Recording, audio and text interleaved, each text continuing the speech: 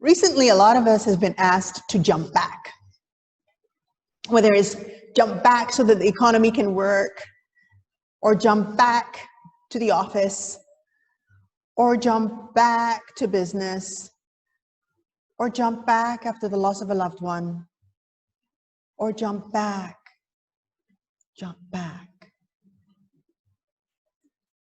Jump back? It's scary. Today we're going to talk about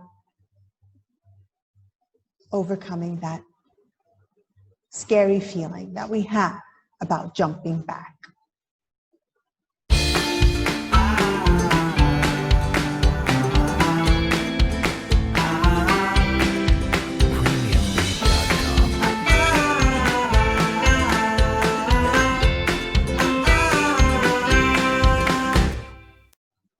Hi, I'm Ghaya Barwani. Today we're going to be talking about moving from being afraid to being an awareness that's just experiencing fear. Yep. It's a whole different way of looking at things.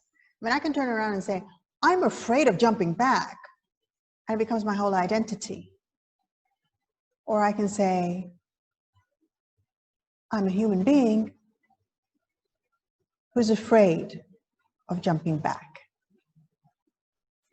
How do I turn from being afraid of jumping in and jumping back to I'm a human being who's experienced a little bit of fear about jumping back?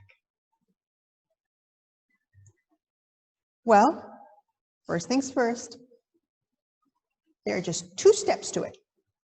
One, identify the real fear. And two, get curious about the fear. And that's it. Really? Yeah. So how do you do it?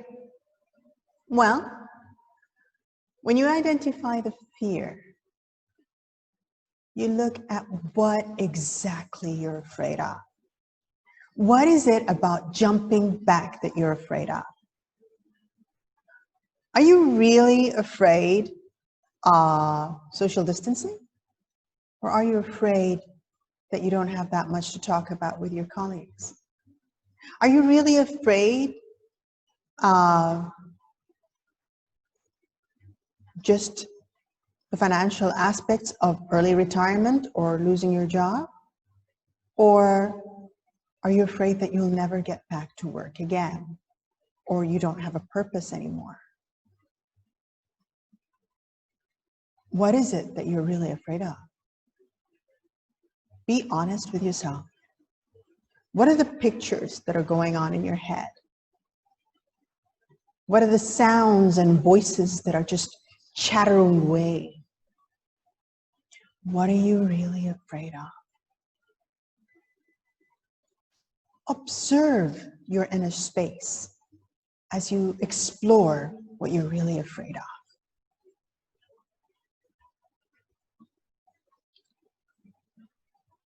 Get curious about the thoughts that generate the fear.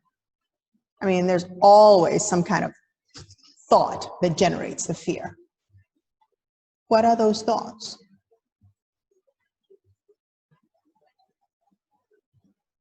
Where do you feel the fear?